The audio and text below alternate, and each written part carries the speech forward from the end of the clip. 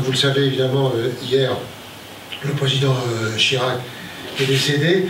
Et Alfred, sans le prévoir naturellement, mais avait demandé qu'on trouve des citations du président Chirac. Et on en a trouvé une qui était dans le premier tome que le président Chirac, du livre que le président Chirac, qui n'était pas président à l'époque, était maire de Paris encore, avait préparé pour sa campagne électorale. Alors c'est pas un présage pour les futures campagnes électorales, mais ça correspond bien à ce qu'est Alfred. Le président Chirac disait « c'est le déclin quand l'homme dit « que va-t-il se passer ?» au lieu de dire « que vais-je faire ?» Et aujourd'hui, je pense qu'on est tous autour de lui pour écouter un peu ce qu'il va faire. Je crois qu'il tenait aussi d'abord à ce qu'on rende hommage au président Chirac en respectant une minute de silence. Merci. Bien, merci. Nous sommes heureux de vous accueillir ce jour. Donc, je prends la parole en ma qualité de président de la Société des éditions du Silence Plus, qui édite donc les ouvrages de M. Alfred Mabika. Je vais donc, avant sa prise de parole, vous faire présentation résumée de son curriculum vitae et des ouvrages pour lesquels donc nous avons l'honneur de nous retrouver ici ce jour.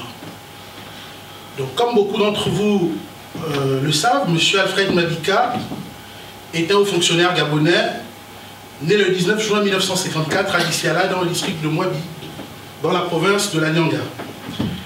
Il a fait ses études à Mouila, ses études primaires, ses études secondaires à Mouila et à Libreville.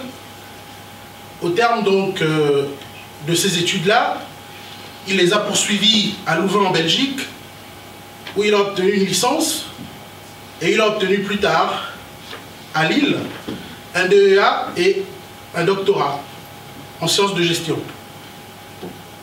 Il a donc été ministre pendant 10 ans, et il a ensuite été président directeur général de la Poste. En dehors de cela, M. Alfred Mabika est un entrepreneur qui a créé plusieurs entreprises au Gabon et auquel on doit quelques projets importants pour le pays, dont notamment la création de la Banque postale gabonaise et quelques initiatives, même s'il n'a pas pu les conduire à terme, mais dont il a été le précurseur, dont la création donc, du Fonds gabonais d'investissement stratégique et la Tropicale Amissa Bongo, dont il voulait faire un outil de promotion du tourisme, mais qui depuis a connu d'autres chemins. Je vais donc vous présenter de façon résumée les ouvrages dont il parlera aujourd'hui. Alors le premier, intitulé « Ivumunu, le souffle de l'exil ». Il s'agit donc d'un récit romanesque au contenu fortement autobiographique. Dans ce livre, suivant une démarche empreinte de temporalité, l'auteur retrace l'itinéraire de sa mise en exil et livre au lecteur les enseignements qu'il en a tirés. On retrouve ainsi relatées les raisons et les conditions exactes de son arrivée sur le sol français, les motifs profonds de l'empêchement de son retour dans son pays et les mobiles pour lesquels il a dû se résoudre à devoir subir un exil non souhaité, mais alors inévitable, de même que le détail de ses démarches pour obtenir l'asile en France et sa plongée dans le mystère de l'exil. Et vous m'avez dit par la suite, mais qu'est-ce que ce livre, l'Afrique, la République de demain, qu'est-ce que ce livre apporte? En fait, vous dites, quelle est l'innovation? Quelle est l'innovation? Comme vous êtes un homme de lettres, derrière vous, il y a une femme aussi de lettres, elle m'a posé la question, mais monsieur Mabika, pourquoi vous n'avez pas mis l'Afrique, 2 points, la République de demain? Et pourquoi une virgule? Je ne préconise pas là-dedans que tous les pays d'Afrique vont former un seul pays et il y aura une seule république. Ce que je dis là-dedans, c'est que si chaque pays africain veut devenir république, il faut qu'il aille parfois chercher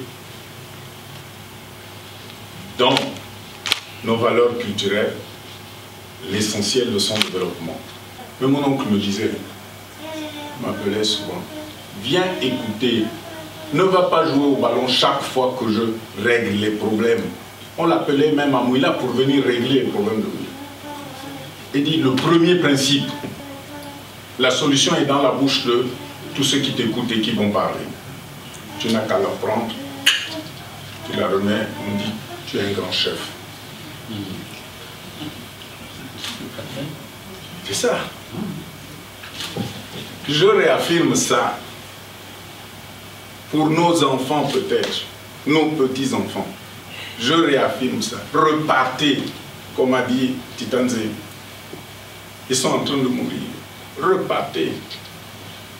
Allez recueillir cela. Il faut que chaque pays puisse être réellement indépendant.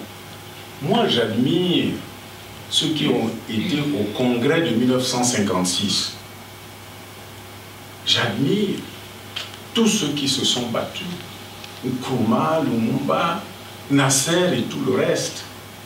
Mais, entre nous, vous êtes un intellectuel. Est-ce que nous sommes indépendants? Est-ce que vraiment nous sommes indépendants? Alors, ce que je pose, c'est que nous ne sommes pas indépendants. Mais il n'y a pas besoin de se battre, de verser le sang pour discuter, pour qu'on fasse comprendre à l'autre partie que nous n'avons pas encore l'indépendance. Il faut la parole et l'encre. On se met autour de la table. Nous ne sommes pas indépendants. Nous voulons dire oui quand c'est oui, non quand c'est non. Il faut savoir dire aussi, comme a dit un collègue, il faut savoir dire aussi, je ne sais pas. On dormait peut-être sur le coltan. Est-ce que le coltan, on savait, nous, que le coltan servait à la téléphonie? Pas du tout. J'ai vu depuis 2 ou 3 jours que celui qui a voulu découvrir, je ne sais pas, quelques médicaments contre le paludisme a été assassiné. Est-ce que nous sommes indépendants? Donc, au lieu de prendre les armes, au lieu de s'insulter, je demande la considération. C'est ce que j'évoque. Le terme nouveau, c'est ça.